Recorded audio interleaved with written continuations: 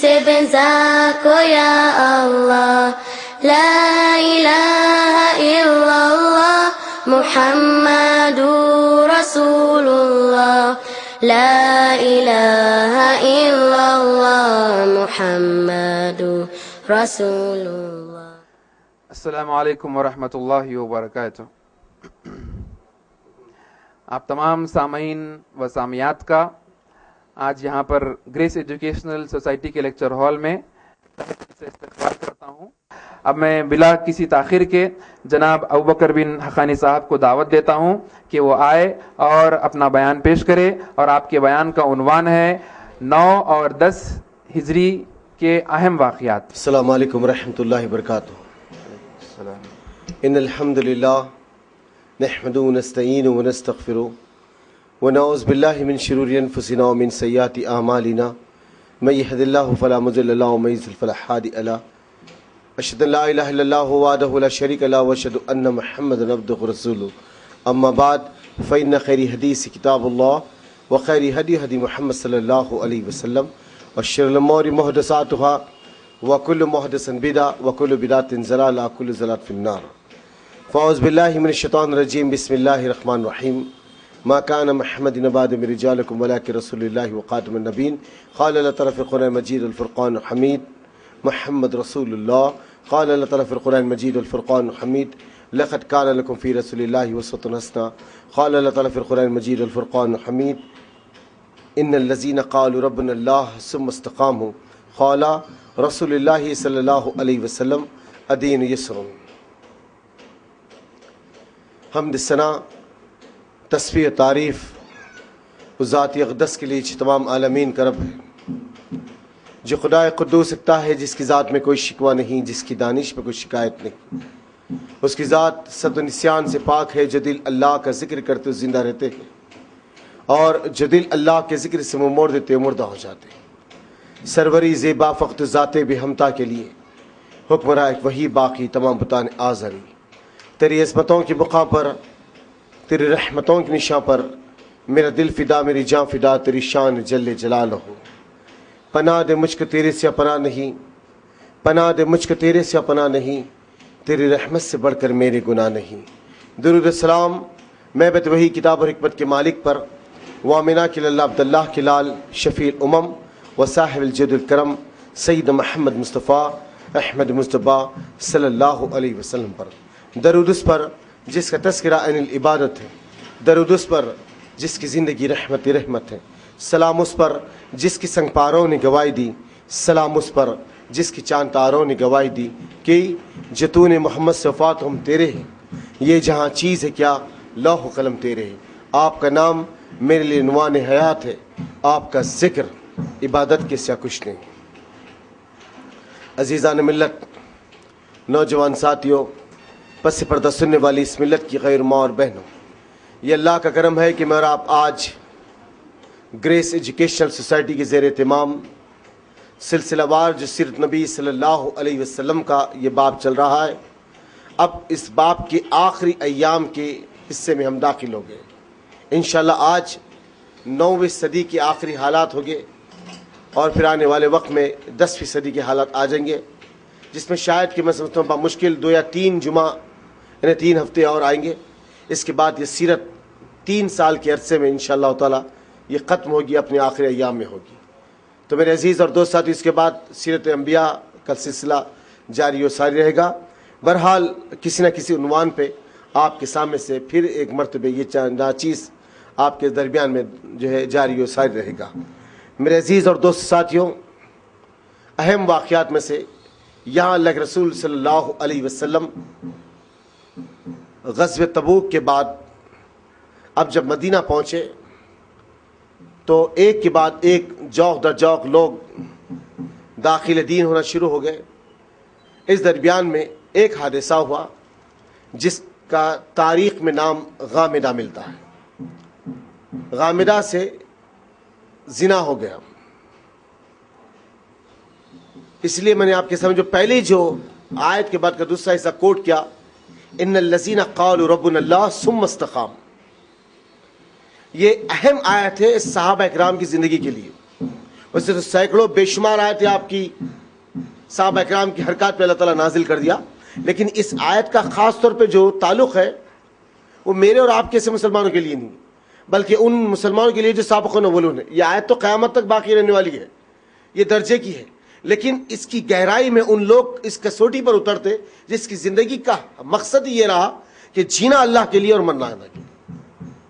جب کبھی ان سے کبھی کچھ عمل حدود کو پار کر دینے کا ہو جاتا، کبھی غلطی سے، تو اس کی توبہ کے جو لپکتے تھے اس توبہ پر فرشتے رش کرتے تھے، یہ توبہ ہوتی تھی۔ میری اور آپ کی آج زندگی ہے 20 اور 25 30 اور 40 سال 50 سال ایسے صرفہ ہو گئے کہ گناہ بدبختیاں انبار بن گئے، لیکن احساس اور دل میں ملامت کبھی نہیں آتی کہ میرے سے یہ عمل یہ گناہ ہوا ہے کہ میں توبہ کی طرف لپکوں۔ لیکن یہ عمل اصحاب رسول اللہ صلی اللہ علیہ وسلم کے درمیان میں تھا۔ اب غامدہ جیسے یہ حرکت ہوئی، بے قرار اور بے چین ہو کے مسجد نبوی کے سامنے آئی، کہا اللہ کے رسول صلی اللہ علیہ وسلم مجھ سے ایک بڑی غلطی ہوگی۔ محمد صلی اللہ علیہ وسلم نے پوچھا کہ غامدہ ہوا کیا؟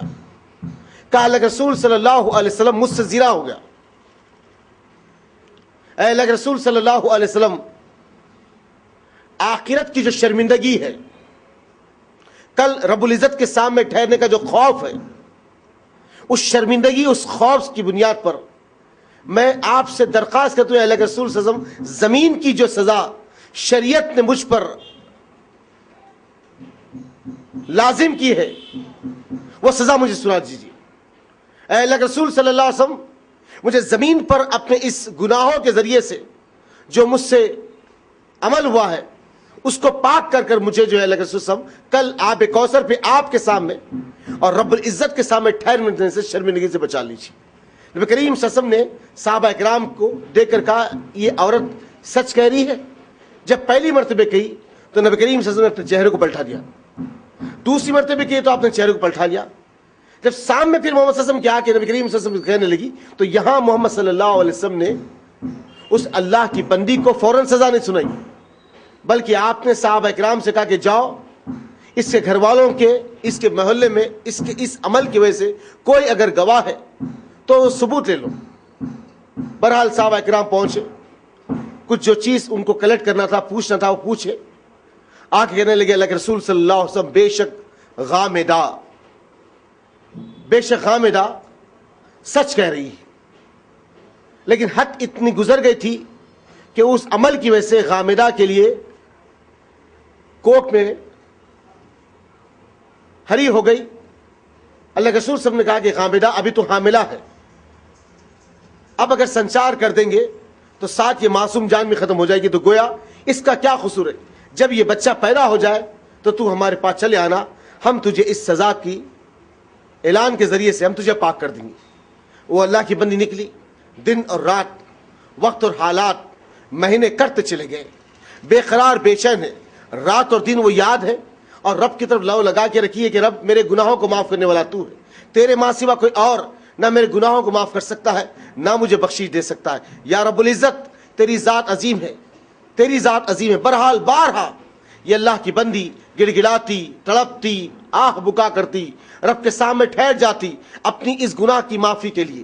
میرے دوست ساتھیوں، کسک کیا اس لیے قرآن کے ان الذین قالوا ربنا اللہ، جو کہتے اپنی زبانوں سے کہ میرا رب اللہ ہے، اس پہ جم جاتے۔ جمنے کی جو تاثیر ہے، بے شک گناہ کس سے نہیں ہوتا، خطا کس سے نہیں ہوتی، انبیاء معصوم الخطا ہے، ان سے نہیں ہو سکتا، لیکن صحابہ سے بھی خطائیں ہوئی، اس خطا پر اپنے آپ کو ملامت کرنا اور گناہ کے اس عمل کے لیے توبہ کی تڑپ رکھتا، یہ تاثیر تھی۔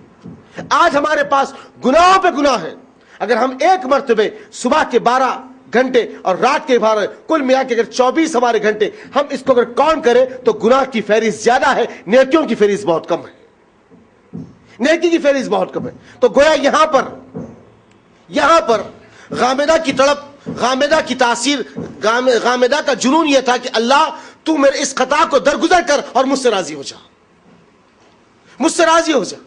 بہرحال عزیز اور دوست ساتھیوں، اللہ کے رسول کے سامنے آتی, مسجد نبوی کے دروازے پر ٹھہر جاتی, ٹکٹکاتی نگاہوں سے محمد صلی اللہ علیہ وسلم کے چہرے کو دیکھتی کہ آسمان سے کوئی آرڈیننس, کوئی قوانین غامدہ کی توبہ کے لیے اللہ تعالیٰ نازل کیا یا نہیں کیا. بے قرار و بے چین ہے. محمد صلی اللہ علیہ وسلم ظہر اثر اور مغرب میں جب کبھی دیکھتے اشارہ کرتے اور اپنے مکان چلے. بہرحال یہ سلسلہ غامدہ کا مسلسل چل رہا ہے. جب تھوڑے دن کے بعد اس اللہ کی بچے کو بچہ تولد ہوا تو بے ساختہ بچہ پیدا ہونے کے بعد لے کے بھاگ کے مسجد نبوی کے سامنے آئی اور آوازیں کہنے لگی, اے اللہ کے رسول صلی اللہ علیہ وسلم, یا خاتم النبیین یا رحمت العالمین محمد رسول اللہ صلی اللہ علیہ وسلم, دیکھیے آپ نے کہا تھا غامدہ اس بچے کا کیا قصور ہے. اے اللہ کے رسول اب تو بچہ بھی ہو گیا, یہ 2 ہاتھ میں میرا بچہ پکڑا ہوا ہے. اے اللہ کے رسول اللہ کے لیے مجھے وہ سزا سنا دیجئے, مجھے وہ سزا سنا دی جس کی سزا کے بدلے آخرت میں شرمندگی سے بچ جاؤں.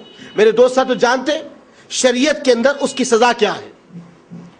جو آدمی سے زنا ہو جائے یا عورت سے, اسے لے جا کر زمین میں دفن کر دیا جاتا ہے, دھڑ کے اندر, دھڑ تک.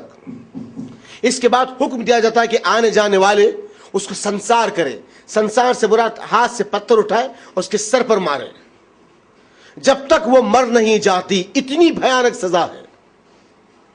چند اگر پولیس کے 2 ڈنڈے ہمارے جسم پر پڑ جائیں گے, ہم حق کہنے سے خوف کھاتے ہیں. لوگوں سے چاہے کہ ہمیں گالیاں نہ ملے, کہ لوگوں کے تماچے نہ ملے. میرے دوست ساتھی, چند ایک تماچے اور 2 ڈنڈوں کی خاطر ہم خوف کے اندر اپنی زندگی کو بسر کرتے. حق رکھ کر بھی کہنا نہیں چاہتے, لیکن یہ اللہ کی بندی کس سزا ملنے والی ہے وہ سزا کا احساس ہے, اس سزا کے درد کا احساس ہے, لیکن چاہتی ہے کہ یہ سزا کچھ بھی نہیں ہے آخرت کی سزا کے سامنے. یہ سزا تو صرف ہیچ ہے, لیکن جب آخرت میں جو سزا ملنے والی ہے اس کے خوف سے میرا جسم, میرا دل پگھلا جا رہا. اللہ کے رسول کے سامنے آئی, اس بچے کو دونوں ہاتھ میں اٹھائی, نبی کریم صلی اللہ علیہ وسلم کی طرف دیکھ کے کہنے, اللہ کے رسول دیکھیے اب تو بچہ بھی ہوگا, مجھے سزا سنا دیجئے. محمد صلی اللہ علیہ وسلم کہتے, غامدہ یہ بچہ ابھی دودھ پی رہا ہے. سبحان اللہ. نبی کریم صلی اللہ علیہ وسلم کا انداز زندگی کیا ہے دوست ساتھیوں, غور کر کے دیکھیے. اور یہاں مہلت پر مہلت دی جا رہی ہے, مہلت پر مہلت, لیکن جتنی مہلت میں رہی اتنی تڑپ توبہ کی زیادہ بڑھتے چلے آ رہی ہے. ہمارے پاس کیا ہوتا ہے, رات کا گنہگار ہے, دن میں بھلا دیا, ختم ہو گئی بات, پھر سے چلا دوسرے گناہ کی طرف. لیکن یہاں ایک قطع کے اوپر مہلتیں ہیں, لڑکا ہونے تک, اب دودھ پینے تک مہلت ہے, اس کے باوجود بھی تڑپ ہے کہ اللہ میرے گناہوں کو معاف کر دے. کہا غامدہ یہ بچے کا کیا قصور, جب یہ دودھ پینا شروع کر چھوڑ دے, کھانا کھانا شروع کر دے, روٹی اس کے ہاتھ میں آ جائے تو چلے آنا کہ میں تجھ کو کچھ سزا سنا دوں. بہرحال اللہ کی بندی نکلی, زندگی کے معاملات کو گزارتے ہوئے, وقت کو کٹاتے ہوئے, قریب 2 سال کا عرصہ جب گزر گیا, بچہ روٹی کھانا شروع کر دیا تو بچے کے ہاتھ میں روٹی کا ٹکڑا لے کر لامے پیر مار کر محمد صلی اللہ علیہ وسلم کے سامنے آ کے ٹھہر گئی. کہا, اللہ کے رسول صلی اللہ علیہ وسلم جس سزا کی وجہ سے مجھے آخرت میں شرمندگی اٹھانا پڑے گا, جس گناہ کی وجہ سے مجھے آخرت میں شرمندگی اٹھانا پڑے گا, اے اللہ کے رسول آج میں آخرت کی شرمندگی اس کے لیے میں آپ کے سامنے آ کے کھڑی ہوں کہ کل مجھے اللہ شرمندگی سے بچا لے, اور آج جو مجھے سزا دینا چاہتے ہیں دے دیجیے اللہ کے رسول. محمد صلی اللہ علیہ وسلم کی آنکھ میں ہلکے سے آنسو آ گئے. اس عورت کے عمل کو دیکھ کر صحابہ کرام سے کہا کہ اللہ کے بندو اس عورت کے گود سے اس کے بچے کو چھین لو, اس عورت کے گود سے اس کے بچے کو چھین لو. جیسے صحابہ کرام غامدہ کے ہاتھ سے اس بچے کو چھین لیے, کہا اللہ کے رسول صلی اللہ علیہ وسلم اب کیا حکم ہے, کہا کہ گلا کھودو اور اسے دھڑ سمیت اس کے جسم کو اس گڑے میں دفن کر دو. یعنی صرف گردن نظر آئے اور حکم آ کہ اللہ کے رسول صلی اللہ علیہ وسلم دفن کر دیا گیا. اب کیا ہے, کہا اللہ کے رسول صلی اللہ علیہ وسلم اب حکم کیا ہے, صحابہ کرام سے آنے جانے والے لوگ اپنے ہاتھوں سے پتھر اٹھائے اور اس کا سنسار کر دے. میرے دوستو, نہ ہاتھ باہر نکلے ہوئے کہ بچا سکے پتھر کو, نہ کسی جگہ سے چھوپنے کا کوئی مقام ہے, نہ سر پہ کوئی خون ہے پہنی ہوئی کہ شاید سر کے اس ماروں سے پتھروں کے بچ جائے. اللہ اکبر, کتنی کرب, کتنی مشکلات ہیں, لیکن ثابت قدمی ہے کہ اللہ یہ سزا کچھ نہیں ہے میرے مالک, یہ سزا کچھ نہیں. کل جو تیرے پاس سزا ہوگی وہ تیرے سامنے ٹھہرنے سے شرمندگی جو زمین کی سزا کے سامنے کچھ بھی نہیں. یہ احساس, یہی تو ہے آخرت کی فکر. اس سے اللہ تعالیٰ قرآن میں کہا کہ الف لام میم ذالک الکتاب لا ریب فیہ ھدی للمتقین الذین یؤمنون بالغیب. یہ ھدی للمتقین کے جو معاملات ہیں میرے دوست ساتھیوں, اور کس کے؟ آخرت پر ایمان رکھنے والے. وہ لوگ کل آخرت کے خوف سے اپنے آپ کو نوڑ کے اور خوف زندگی بسر کرنے والے, ان کے یہ صفات ہے. اللہ کے رسول صلی اللہ علیہ وسلم نے کہا کہ آنے جانے والے لوگ غامرہ کے سر پر پتھر مارے. احساس کرو دوست ساتھیوں کیسی سزا ہے. احساس کرو تھوڑی, اگر معاملے سے انگلی کٹ جائے یا ہاتھ اگر ہمارا کسی دروازے میں آ جائے یا ہاتھ کی ہڈی اگر ٹوٹ جائے تو ہماری زندگی کے رات و دن کے اوقات بدل جاتے ہیں. اور یہاں اللہ کی بندی اس مار کی وجہ سے, اس سنسار کی وجہ سے زندہ واپس آنے والی نہیں ہے, موت اس کے مقدر میں لکھ دی گئی. اللہ, ایسی سزا, ایسی. آج انسان برے سے برے عمل کر رہا ہے, کروڑوں روپیہ صرف کر رہا ہے اپنی زندگی کے چند لمحات کو پانے کے لیے, چند لمحات کو پانے کے لیے. لیکن یہ وہ لوگ تھے دنیا کو یہ بتا دیا کہ لوگوں یہ کاغذ کے ٹکڑے, یہ سکون, یہ عیش و عشرت کے سامان آخرت کی زندگی کے سامنے ہیچ ہے. ہم سے خطائی ہوئی, ہم اس خطا کی توبہ کے لیے اس مقام پہ آ کے کھڑے ہوئے. اللہ اکبر مار دیا گا. آنے جانے والے لوگ اٹھا کر اس عورت پر پتھر مارتے. ایک صحابی نے اٹھا کر بڑا سا پتھر اس عورت کے سر پر ڈالا. جیسے سر پر ڈالا, سر کے 2 ٹکڑے ہوئے اور خون کا پچکاری اڑ کر, خون کا پھیارا اڑ کر خالد بن ولید کے کپڑوں پر جا کر گرا. خالد بن ولید کے کپڑوں پہ, جیسے خالد بن ولید کے کپڑوں پہ گرا, خالد بن ولید کے چہرے پہ ہلکی سی کنراہٹ آ گئی. ہلکی سی کنراہٹ. کہا کہ نجیس گنہگار عورت کے خون کے چھینٹے میرے دامن پہ, میرے کپڑے پہ گر گئے. میرے دوست ساتھیوں اس بندی کی تڑپ کی تاثیر نبی کریم صلی اللہ علیہ وسلم بیان کر رہے ہیں. کیا فرمایا محمد صلی اللہ علیہ وسلم نے؟ صحابہ نے عرض کیا کہ اللہ کے رسول صلی اللہ علیہ وسلم ہم بڑے خوش نصیب ہیں جو آپ کو دیکھے اور آپ کے ہاتھ پر ایمان لائے. محمد صلی اللہ علیہ وسلم نے مسکرا کر کہا ہاں اللہ کے بندو تم بڑے خوش نصیب ہیں جو مجھ کو دیکھے اور میرے ہاتھ پر ایمان لائے. یاد رکھو وہ لوگ بھی بڑے خوش نصیب ہوں گے جو مجھ کو نہیں دیکھیں گے لیکن مجھ پر ایمان لائیں گے.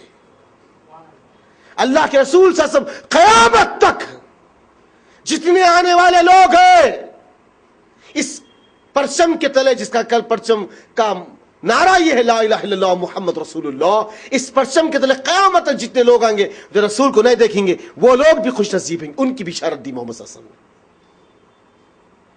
اب جیسے کنراہٹ ہوئی,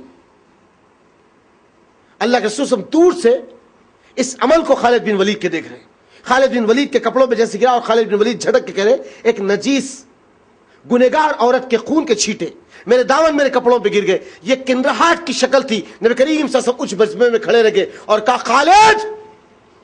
خالد بن ولید کپ کپا اٹھے, پلٹ کے کہا خالد اس عورت کے خون سے کنرا رہا ہے, اس عورت کے خون سے کنرا رہا ہے, اور اس نے تو وہ توبہ کی ہے, اس نے تو وہ توبہ کی, اس کی توبہ کو مدینے کی زمین پہ بار دی جائے تو سب کی بخشش ہو جائے گی.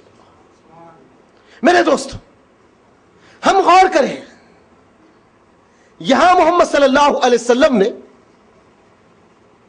اس توبہ کی عظمت کو, اس کی بے قراری, اس کی بے چینی کو کیا مرتبہ دیا.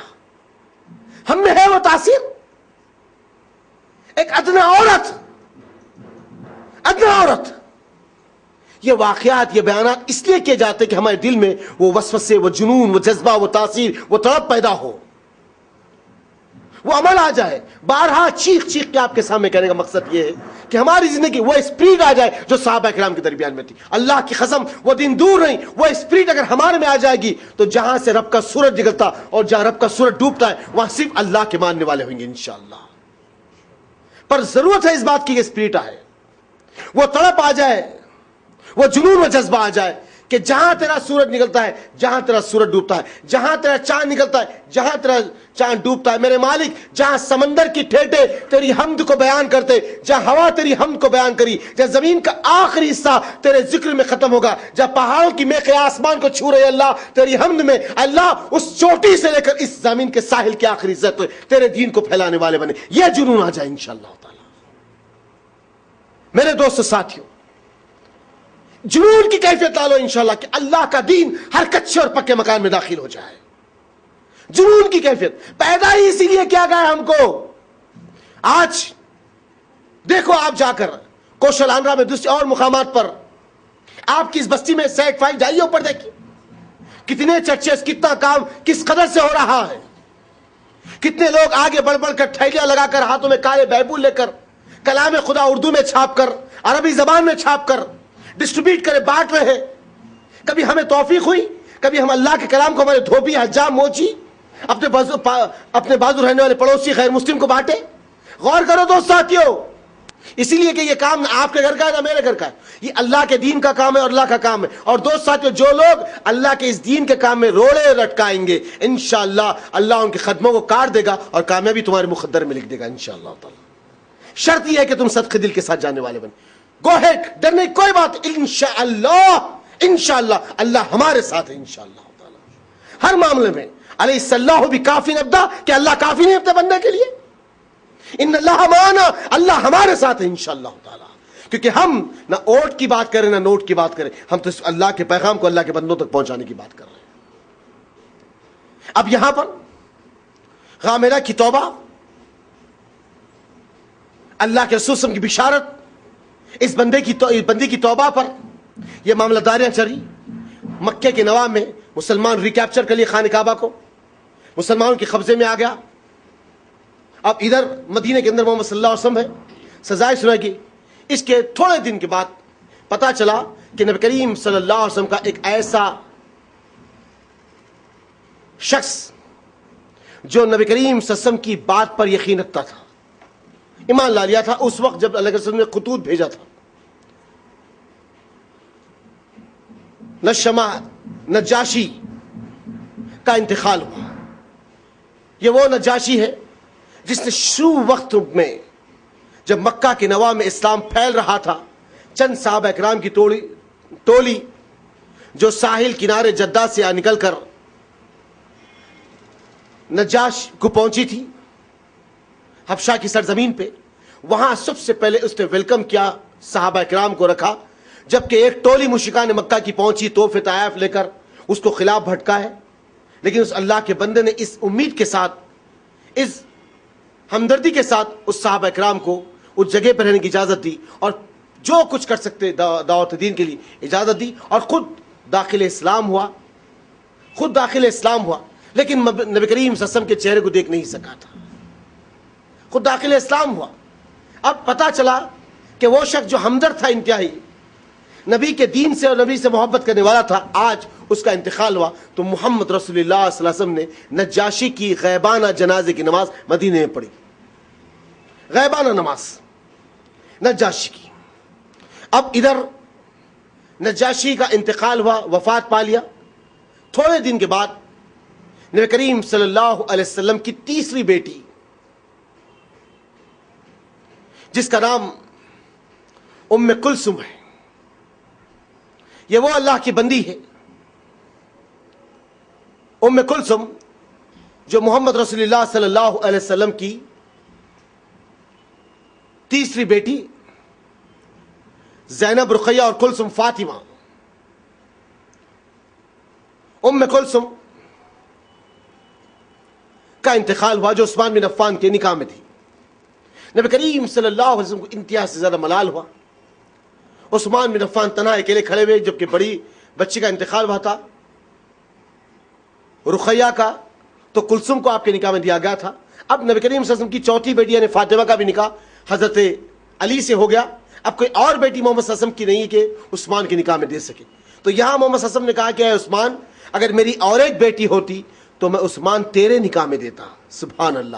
میرے دوست ساتھیو، اللہ کے رسول صلی اللہ علیہ وسلم کے پاس اپنے اصحاب کی قدر کیا تھی. ایک روایت میں کہ اگر محمد کی 40 بیٹیاں ہوتی، اگر ایک کے بعد ایک انتقال فرماتی تو میں عثمان تیرے نکاح میں دیتا. اللہ اکبر. ذوالنورین، 2 نور والا، غنی، ایسا غنی کہ جس نے گھر کے پورے تجوریوں کو، پورے مال کو اللہ کے دین کے لیے کھول ڈالا. اللہ اکبر.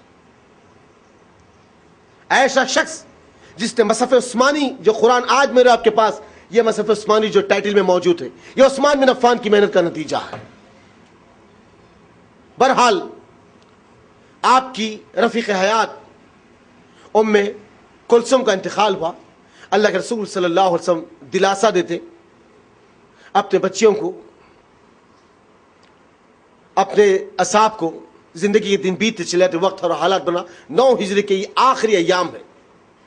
اب اس کے بعد ہم فوراً جو ہے کچھ ہی دن کے بعد 10 ہجری میں داخل ہوئیں گے. اب اس کے بعد اللہ کے رسول زندگی کے دن رات گزرتے گئے. اسی درمیان میں رئیس المنافق جو منافقوں کا سردار ہے, رئیس المنافق جس کی ڈس جس دن سے محمد صلی اللہ علیہ وسلم مدینہ آئے اس دن سے اس کی موت تک, یعنی عبداللہ ابن ابی ابن سلول کی موت تک ہر معاملے میں دین کے ٹانگ اڑاتا رہا. جب کبھی پلاننگ اور پروگرامنگ ہوتی کچھ نہ کچھ بات کر کے اس پلان کو کینسل کرنے کی کوشش کرتا. جاتا اطراف اناف کے یہود اور نصرانیوں کو اسکاتا, کہتا کہ تم محمد صلی اللہ علیہ وسلم گینٹ سے اینٹ بجا دو. مکے والوں سے مصاحبت تعلق رکھتا اور کہتا کہ میں تمہارے ساتھ ہوں. ہر معاملے کے اندر خلاف جاتا. اور جب کبھی محمد صلی اللہ علیہ وسلم مسجد نبوی میں داخل ہوتے تو پہلی صف میں نماز کی ٹھہرتا اور لوگوں کو اٹھ کے کہتا ہے لوگوں یہ اللہ کے رسول ہے ان کی بات کو سنو. اس وقت کا منافق بھی پہلی صف میں رہتا تھا اور آج کا مسلمان نماز ہونے کے بعد بھی سوچتا ہے کہ نماز پڑھوں یا نہ پڑھوں. یہ آج ہمارا وتیرہ زندگی ہے. اس وقت کا منافق بھی اس بات کے اوپر تھا کہ پہلی صف میں بیٹھتا تھا. عبداللہ ابن ابی ابن سلول رئیس المنافق, یہ وہ شخص تھا جب محمد صلی اللہ علیہ وسلم جنگ سے لوٹ کے واپس ہو رہے تھے تو چلتے چلتے راستے میں کہنے لگا مکے کا عزت دار مدینے کا عزت دار آدمی مدینے کے ذلیل وقار کو باہر کر دے گا.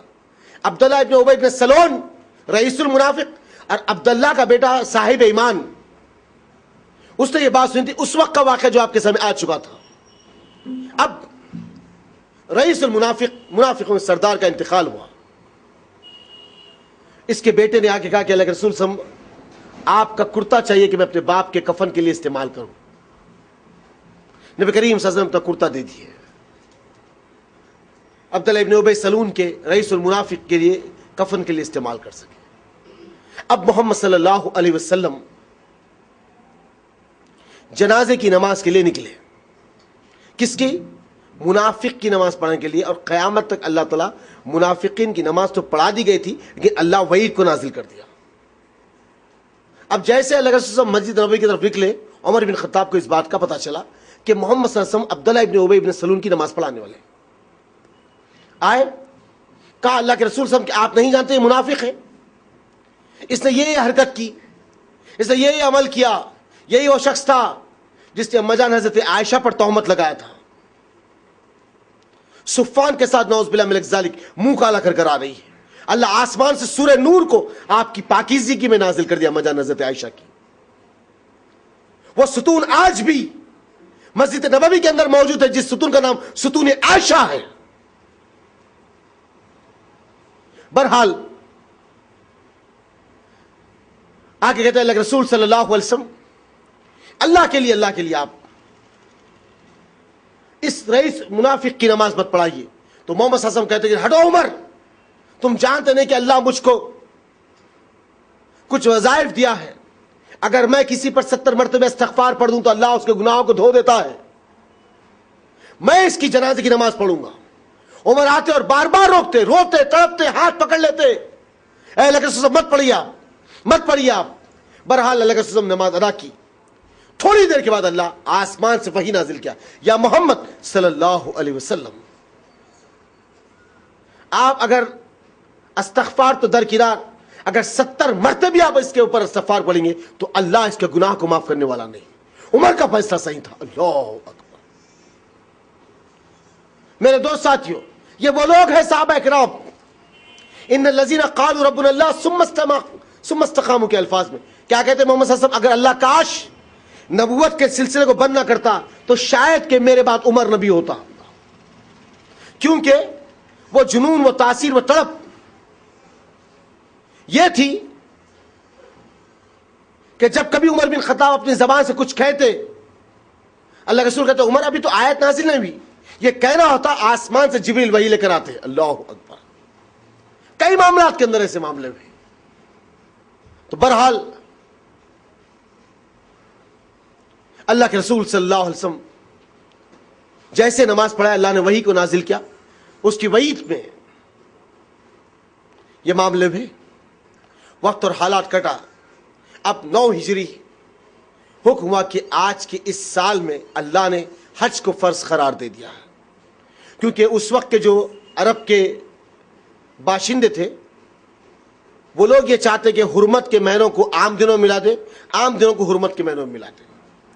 4 جو حرمت کے مہینے ہیں 3 ایک ساتھ ہے، ایک تھوڑا آگے ہے. تو جب کبھی یہ حرمت کے مہینے آتے تو وہ لوگ یہ چاہتے کہ حرمت کے مہینوں کو ہم عام دنوں میں ملا دیں، عام دنوں کو حرمت کے مہینے میں ملاتے ہیں. لیکن جب محمد صلی اللہ علیہ وسلم نے کہا کہ آج اس سال اللہ نے حج کو فرض قرار دے دیا ہے، اور اللہ سورہ توبہ کی آیت سورہ برات کو اللہ نے نازل کر دیا. 4 مہینے کا ٹائم یہود و نصرانی کو، مشرکان مکہ کو اللہ کی طرف سے الٹیمیٹ ڈیڈ لائن مل گئی. اس کے بعد تم اپنے حدود کو سنبھال لینا. اور آج کے بعد اس 4 مہینوں کے بعد کوئی بھی حدود حرم میں نظر نہیں آئیں گا. وہ آج تک حدود باقی ہے. جب کبھی آپ سعودی عرب جائیں گے تو نان مسلم کی وے الگ ہے، مسلمان کی وے الگ ہے. جب کبھی آپ جدہ سے مکہ جائیں گے یا مدینہ جائیں گے تو 2 وے آئیں گے، 2 راستے آئیں گے. ایک راستے پہ لکھا ہوا ہے کہ مسلمان جا سکتے ہیں، ایک راستے پہ لکھا ہے کہ نان مسلم جا سکتے. اس راستے کے اندر نان مسلم داخل ہی نہیں ہو سکتے. سبحان اللہ. یہ عمل قیامت تک باقی رہنے والا ہے. میرے عزیز اور دوست ساتھی، اب اللہ کے رسول صلی اللہ علیہ وسلم نے کہا کہ آج سے حج فرض ہے. اس مہینے میں 300 صحابہ کرام کے اللہ کے رسول صلی اللہ علیہ وسلم نے ٹولی تیار کی اور ابو بکر صدیق کو امیر حج بنایا. نبی کریم صلی اللہ علیہ وسلم کا بھی حج نہیں، اب تو 10 ہجری میں رہیں گا. یہاں اللہ کے رسول صلی اللہ علیہ وسلم ابو بکر صدیق کو امیر حج بنایا اور کہا کہ تم نکل کر مکہ پہنچو اور یہ قوانین پر عمل کے لیے انہیں اجازت دے دو، حکم دے دو. جیسے ابو بکر صدیق نکلے، حدود حرم میں داخل ہو گئے، حضرت علی کو اللہ کے رسول نے اس سورہ برات یعنی سورہ توبہ کی جو آیتیں مشرکان مکہ کے لیے اتری تھی ان کی وعید میں اللہ کے رسول نے ابو بکر صدیق عمر یعنی حضرت علی کو دے کر آپ نے بھیجا. راستے میں آپ حج کے درمیان میں مل گئے، آپ کے ساتھ ملے، آپ نے بھی اس معاملے کو پورا کیا. اللہ کے رسول صلی اللہ علیہ وسلم نے وہ ابو بکر صدیق نے اس آیت کو پڑھ کر مشرکان مکہ کو سمجھا دیا کہ آج کے بعد ننگے طواف کرنا، کعبے میں مشرکان مکہ کا داخل ہونا اور یہود و نصرانی کا آنا ممنوع اور منع کر دیا گیا. یہ اشارہ تھا کہ پوری زمین کے اوپر اب، کیونکہ کچھ دن پہلے، کچھ سال پہلے اللہ کے رسول صلی اللہ علیہ وسلم کے دل میں ایک طلب تھی کہ اللہ وہ کعبہ جو حضرت عیسیٰ کا ہے، موسیٰ کا ہے، ابراہیم کا ہے، اے اللہ وہ کعبہ مسلمانوں کا بھی ہو جس کی طرف رک کر کے نماز پڑھ سکے. بے چینی اور بے قراری رہتی تھی اللہ کے رسول اور بار بار نگاہیں اللہ کے رسول صلی اللہ علیہ وسلم کی آسمان کی طرف اٹھتی. آپ مسجد قبلتین، 2 قبلے والی مسجد ابھی مدینے میں موجود ہے، رکوع کی حالت میں ہے. ظہر کی نماز میں اللہ آسمان سے وحی نازل کیا، اے محمد صلی اللہ علیہ وسلم ہم آپ کی اڑتی ہوئی نگاہوں کو پڑھ لیے ہیں. آپ یہی چاہتے ہیں کہ آپ کے جو جد آل کا قبلہ کعبہ ہے کہ آپ کا بھی ہو. اے اللہ کے رسول صلی اللہ علیہ وسلم اب آپ مسجد اقصیٰ سے مسجد حرم کی طرف اپنے چہرے کو موڑ لیجیے. یہ دل میں تمنا تھی کہ کعبہ کی طرف رک کر کے نماز پڑھے. اللہ ایسے اسباب بنا دیے. کچھ دنوں کے بعد اللہ تعالیٰ محمد صلی اللہ علیہ وسلم کے ہاتھ میں ریکیپچر کر کے کعبہ دے دیا. اب اللہ نے وحی نازل کر کے کہا کہ آج کے بعد مشرکان مکہ کا کوئی آدمی کعبے میں داخل نہیں ہو سکتا. اب تک نہیں بلکہ قیامت تک داخل ہوتا. 1430 سال گزر چکے دوست ساتھی. کوئی نان مسلم آ ہی نہیں سکتا. کوئی اگر ڈھکے چھپے انداز سے آ گیا ہے تو وہ کچھ اور بات ہو سکتی، لیکن اللہ نے جس چیز کو نازل کر دیا اور جس سختی سے آج پہرا لگا دیا، انشاءاللہ یہ پہرا قیامت تک باقی رہنے والا. اب حضرت ابوبکر صدیق کا حج ہوا، تمام ترتیب بانٹ دی گئی، احکام بتا دیے گئے. مینا، مزدلفہ، عرفات کے میدان کی ترتیب، یہ تمام چیزیں، پھر کعبۃ اللہ کی ترتیب، پھر اللہ رسول صلی اللہ علیہ وسلم کا آنے والے وقت میں جس طریقے سے محمد صلی اللہ علیہ وسلم نے حج کیا وہ تمام باتیں انشاءاللہ تعالیٰ آپ کے سامنے آئے گی. تو بہرحال عزیز اور دوست ساتھیو، یہ آج کے کچھ اہم 4 واقعات تھے جو آپ کے سامنے رکھا ہوں. سبحان ربک رب العزت عما یصفون وسلام علی المرسلین والحمد للہ رب العالمین. جزاک اللہ خیر. یہ تھے جناب ابو بکر بن حقانی صاحب. السلام علیکم ورحمۃ اللہ وبرکاتہ. سبحان اللہ وبحمدہ سبحانک اللہم نستغفرک ونتوب الیک. اقرأ أخيا ورتل القرآن اصبح بصوتك اسمع الأكوان. اقرأ كلام الله داوي نفوسنا لنحس في أعمال